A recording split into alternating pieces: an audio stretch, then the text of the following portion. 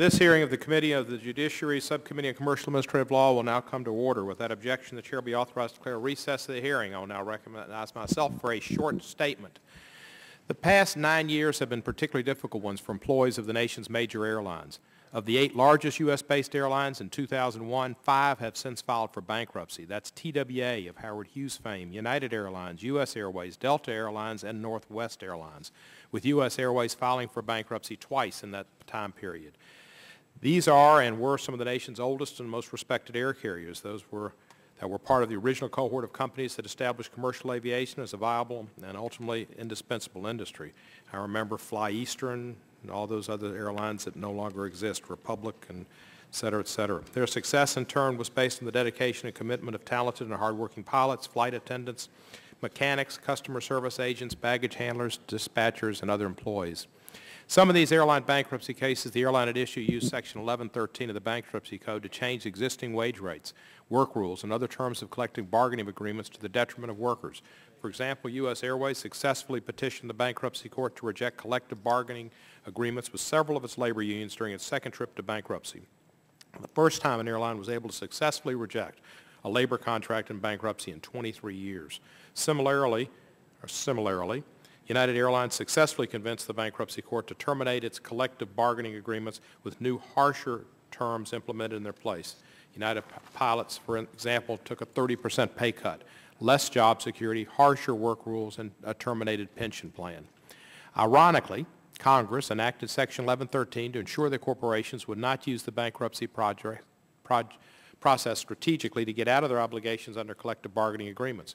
More specifically, Section 1113 was enacted in response to a Supreme Court decision that effectively allowed a business debtor to reject the terms of a collective bargaining agreement unilaterally. Section 1113 imposed specific conditions for rejection of a collective bargaining agreement in bankruptcy.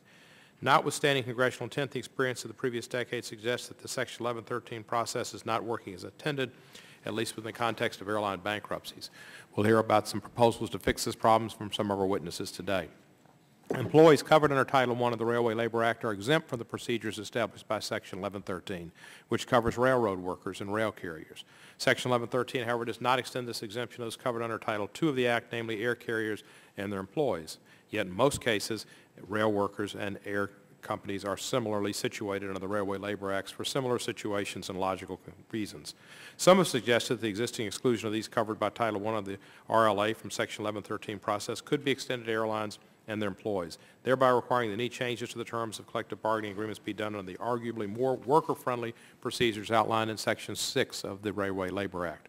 They've also suggested amending Section 365 of the Bankruptcy Code to ensure that airlines are not able to effectively reject a collective bargaining agreement unilaterally. Protecting the rights of all labor unions is paramount. Last Congress, I co-sponsored Chairman Conyers' bill, H.R. 3652, the Protecting Employees and Retirees in Business Bankruptcies Act of 2007, which would have made broader changes to the Bankruptcy Code to help protect workers in the airline and other industries. I intend to co-sponsor that important legislation again once it's introduced, as we need a reform of bankruptcy laws and baptism. I'm confident that our panel of witnesses can sharply define the contours of the problem and help craft meaningful solutions. I thank them for being here for their testimony, and I thank the witnesses for appearing today and look forward to their testimony. Our first witness is Captain Chesley B. Sullenberger III. Captain Sullenberger is an airline pilot and safety expert. And as Mr. Franks mentioned, he rose to fame this year when he saved US Airways Flight 1549 and saved 155 people in quite a heroic action. But regardless of his heroic action and his heroism that is recognized as truly being an American hero, he would lose his pension if his airline decided to go into bankruptcy. And he wouldn't lose it if he was running a train. I'd like him to explain that to us. He's been an international speaker on airline safety and has helped develop new protocols for airline safety. He's the author of Highest Duty, a memoir of his life and the events surrounding Flight 1549. Thank you, Captain Sullenberger, for your service and for being willing to testify, and I'd like to ask you to start. Chairman Cohen, Ranking Member Franks, thank you for your wonderful introduction and your kind words. But before I begin, let me point out to the committee that I'm not the only one in this room today who had a hand in the remarkable events of January 15, 2009. Just behind it to my left is my first officer, Jeffrey Skiles, also of US Airways, who has my eternal gratitude for his skill and his courage. Would Mr. Skiles stand? Thank you, sir. Appreciate your being here. Thank you.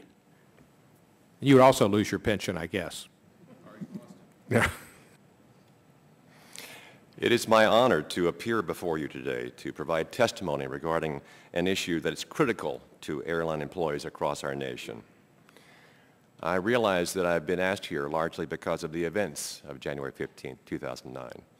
But what I have to say to you, the value of my testimony, is what took place in the 30 years prior to that. Like my colleague next to me, Captain Arnie Gentile, I am a US Airways pilot, and I have personal knowledge about how airline bankruptcies affect airline employees based upon my 42 years of flying and my 30 years as a line pilot.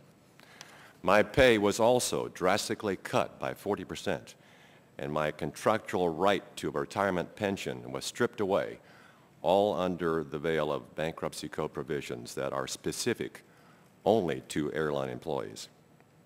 Like me, thousands of our commercial pilots served our country in jet fighters or other cockpits of the armed services. We know what commitment is, and we know when commitments are broken. For professional pilots to have their retirement commitment broken, in large part because they do not have the same rights during a business bankruptcy as every other organized employee in the United States, is a basic and fundamental injustice that needs to be rectified. Airline pilots do not live in a vacuum, and we clearly understand and are sympathetic to the fact that many Americans have recently experienced economic difficulties. But airline employees have been hit by an economic tsunami that dates back to 2001. One of the driving forces has been the discriminatory application of the bankruptcy code to this specific group of employees. In all, over 100 airlines have filed for protection against their debtors since the late 1970s, the time of airline deregulation. Airline managements have shown a willingness to file bankruptcy and use their leverage to ravage airline collective bargaining agreements, resulting in lower wages, loss of pensions, and poor working conditions for airline employees. I believe it is essential that our lawmakers realize the unintended consequences of exposing airline pilots during bankruptcy proceedings, which have directly led to working conditions that challenge even the most seasoned pilots. The rapidity and near unanimity with which the United States House of Representatives approved the Airline Safety and Pilot Training Improvement Act of 2009 demonstrate the House's keen appreciation of the fact that our industry has reduced the margins above the regulatory minimums on which we have historically relied. Pilot compensation was for many years comparable to what other professionals earned. That is no longer the case. At large carriers, many current airline pilot salaries are equal to 1989 to 1992 levels from 20 years ago, without any adjustment for inflation. Given a wide variety of career choices, military-trained pilots and other young, ambitious, well-educated individuals must weigh the financial sacrifice associated with the airline piloting profession. Because this profession isn't valued as much as it used to be, because of the other choices available to those entering the workforce, hiring standards at many airlines have been lowered significantly from when I started. Even as recently as 2001, a well-managed regional airline requested 3,000 hours of flight experience and 1,000 hours in turbine-powered aircraft. That same airline today has dropped its requirements to 500 hours total. Other regional airlines have hired pilots with less than 300 hours, requiring only 190 hours of experience, the FAA minimum. In addition to compensation, pilot collective bargaining agreements have long provided margins developed over decades that pilots deemed necessary to ensure adequate rest and sufficient levels of training. In many cases, those contractual provisions no longer exist. Without the appropriate level of bankruptcy protection, these collective bargaining agreements will be in jeopardy of further erosion. When my company offered pilots who had been laid off the chance to return to work, 60% refused. Members, as I testified to the House Aviation Subcommittee in February of this year, I attempt to speak accurately and plainly, so please do not think I exaggerate when I say that I do not know a single professional airline pilot who wants his or her children to follow in their footsteps.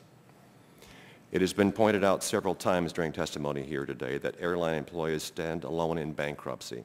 We do not have the same rights under RLA that railroad employees do, and the absence of these rights has created a situation where airline employers may, as a practical matter, gut our wages, work rules, and pensions with near impunity. Let me be clear. I am not advocating the elimination of bankruptcy laws. Certainly, bankruptcy laws have played an important role in American industry, but there is no basis for the discriminatory treatment of airline employees inside the bankruptcy process. It certainly was not the intention of the framers of the RLA.